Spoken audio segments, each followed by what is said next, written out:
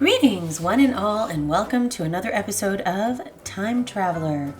Today's guest is the incomparable composer Maurice Ravel, one of my personal favorites and just an extraordinary human being in a lot of ways. I'm sure you'll hear all about it in just a second. I hope that you do enjoy this. I am going to be doing a lot of links in the description for Ravel because he is so wonderful. For me, just lots and lots of good memories with his music, and it's just absolutely amazing. If you don't listen to classical music, don't close your mind to it. It is quite amazing if you give it a shot, and it can be transformational. It can change a day from bad to good and just give you a different outlook. So if you like music in general, I'm sure you know that music has some amazing capabilities. Give him a shot. Look in the description. I'm going to link some of the pieces that we talk about today. And without further ado, Maurice Ravel. He was born Joseph Maurice Ravel on March 7th, 1875 in Cibourne, France, to parents Pierre-Joseph Ravel. He apparently was a talented engineer that invented a variety of pretty crazy inventions.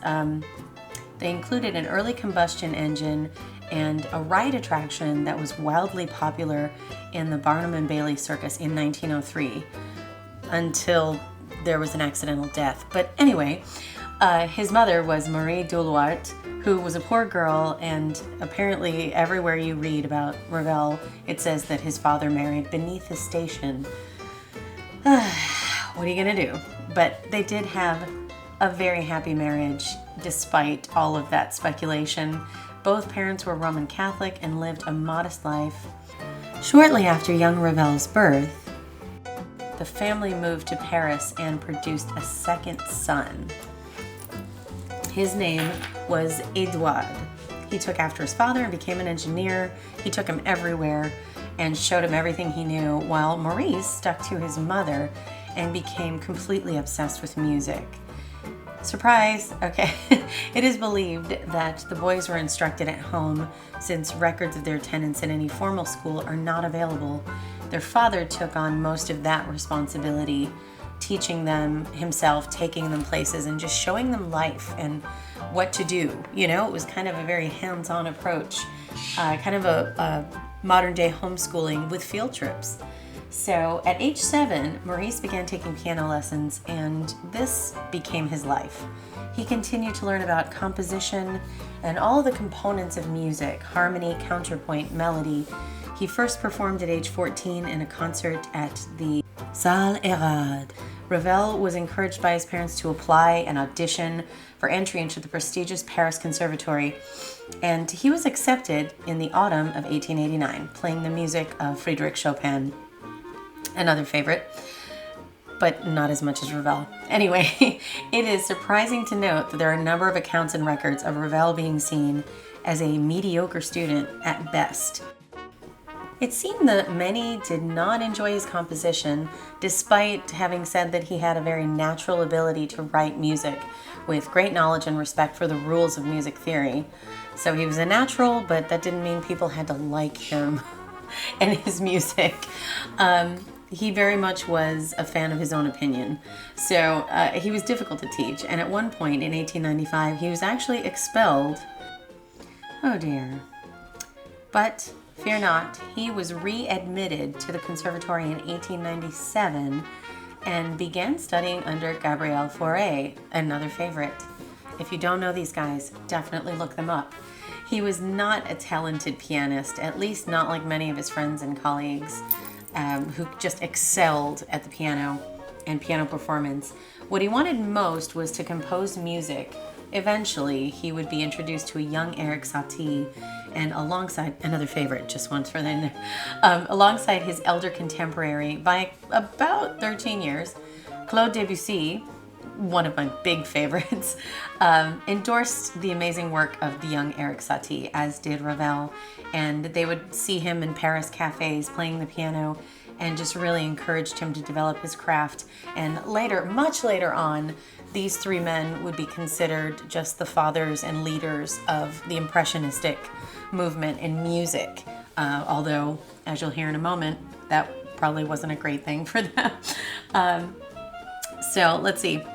The musical period known as Impressionism is the one that we're talking about for this period of time, just before the turn of the century and at the beginning of the 20th century. So both Debussy and Ravel disliked intensely the title of Impressionist. And Ravel was known to say that Debussy was one, but that he was not, because Claude Debussy had a spontaneous and creative mind that was unique to him, while Ravel was more structured, although Debussy's influence and genius can be heard in the passages of Jeu d'eau, a piece for piano written in 1901. It is stunning, and you must hear it. Yes, I am pushing my opinion on you in this one. So in 1899, Ravel composed his first major success for solo piano, translated as Pavane for a Dead Princess. We're going to pause a moment here to talk about how I was trained as a classical musician, an opera singer, and classical singer, and spent a lot of time with symphonies and a lot of time learning about music and music history. And I'll tell you, out of the hundreds of thousands of pieces I've heard in my life, this piece, the Pavane for a Dead Princess, is absolutely my number one favorite of all time. There are a lot of pieces that come very close and are in the top 5, but if I had to pick one piece to hear over and over, it would be this one. It is going to be linked. Please check it out. It is near and dear to my heart. And let's continue. The number of works he wrote and performed, despite not being as prolific as his contemporaries, are too numerous to discuss in this short Sims 4 video. So I will move on and share some highlights. Sometime around the turn of the 20th century, Ravel and some of his artistic friends put together a club called Les Épachés, aka the Hooligans. They performed for each other, critiqued each other's work. Many later renowned artists, musicians, and composers became a part of the motley crew, including names such as Manuel de Falla and Igor Stravinsky. 2 more of my favorites. Love these people. Okay, Ravel was not affected by criticism of any kind, well, at least not that is written. I'm sure he had some hurt feelings at some point. He's human, right? But he seemed really aloof to many of his, friends and colleagues, and he did only value his own opinion of his work. He was a fastidious man, and at one point wore a beard, but only because it was fashionable. And by the age of 30, he was clean shaven and always dressed impeccably. He was what some people would have called a dandy. So before the first decade of the century had come to a close, Debussy and Ravel were no longer in regular communication and not on the friendliest of terms. It seems that people had formed factions of followers for each of them, but that was definitely way before Tiger Beat magazine and the internet. So, so they kind of let that friendship go, which is kind of a shame. But some people were of the opinion that you couldn't be as revered as each of them were and be friends. The competition would be too great. I don't know if I agree with that opinion, but it is probably true, having been in that classical music world and seeing a lot of very strange things going on in it. So the underlying issues were probably there that were exacerbated by their competition in the public eye, but no one really knows for sure. A lot of Ravel's life was really a mystery. He, at one point, made a bid for the most prestigious prize for young composers of the time by entering the Prix de Rome competition. Many composers who went on to be prolific and known to the world had won this competition. Among those were Berlioz, Gounod, Bizet, and Massenet. Very, very famous composers. Again, if you're not in the classical world, that may not sound as commonplace as it does to me. Sorry, not trying to sound like a snob, just this is my world. This is my gig right here. So there were various reasons why he had not won in prior years, and there was speculation about the pieces he selected and whether or not he was making a mockery of the competition. Again, this is all speculation. Ravel never spoke about it, and nobody actually knows for sure what was going on. But during his 5th appearance at about age 30, he lost a final time, and it was found out that the students of only one judge on the panel had been in the final round. The scandal became newsworthy and was dubbed L'Affaire Ravel. Yeah, it was in newspapers. Can you believe it? So his first concert outside of France was in 1909. Another amazing favorite, Ralph Vaughan Williams, whom he taught briefly, invited him to London, where he began to grow his international audience. World War I saw Ravel serving his country. He took on some dangerous positions, like driving munitions at night in the face of German soldiers. It was just a lot of very kind of scary stuff that he did. And he also developed, dysentery at one point, frostbite as a result of his duties. But despite all of that, he felt compelled to do what he could do for his country, which was admirable. In 1917, Ravel's mother, who was so close to him, she'd always been an inspiration, she passed away, putting the composer into a tremendous despair. He had already been enduring emotional issues over the war and the suffering and death of some of his friends. This was just really the last straw. He was overcome with grief. During the war, Ravel continued to write. Between 1914 and 1917, a substantial work called Le Tombeau de Couperin was completed. This one is also linked in the description, and it is glorious. And even more than the beauty of the piece is that each melody-driven movement is dedicated to a friend who died in the war. So it reflects his feelings for those people and the joy and sometimes melancholy. There's just so much going on. Written in the style of French Baroque composer François Couperin, it is a work filled with many facets and moods, flourishing and joyful at times and dripping with melancholy at others. It is an absolute work of art and pays a beautiful tribute to his lost comrades. And as the 1920s began, Ravel took on some very talented musicians, ones, again, that I hold near and dear to my heart, including Ralph Vaughan Williams and George Gershwin. Yay! Just to name a couple, he became increasingly influenced by modern jazz, despite working with ballet companies and setting his own piano works as orchestral pieces on several occasions, as well as opera composing. He began to compose with a slightly lighter style, saying that he preferred jazz to grand opera. He began producing roughly one major work per year.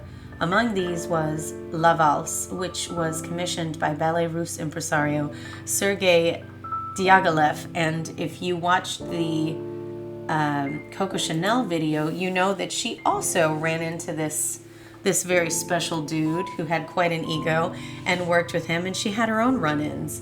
So yeah, great job, Diaghilev. He deemed it a masterpiece, but not ballet. So despite previous works being received quite well, he didn't want to work with this piece. So Ravel accepted his opinion and walked away, but he got the final burn because he was later redeemed by the ballet being performed twice by other companies while Diaghilev was still alive. So, haha. He and his musically talented composer friends continued to influence each other. Among those were modern and sometimes avant-garde composers like Schoenberg and Stravinsky. Again, love them. Writing huge works that became both controversial and awe-inspiring. And they all really revered Ravel and took his opinion to heart and really thought that Ravel understood their music like no one else.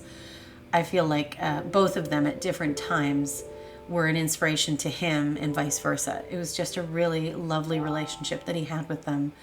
As for his personal life, there is much speculation by biographers and former acquaintances that Ravel either frequented brothels, was secretly gay, or that he was self-conscious about his short stature and meager physique. But the only truth we have is the following quote by Ravel. "The only love affair I have ever had was with music."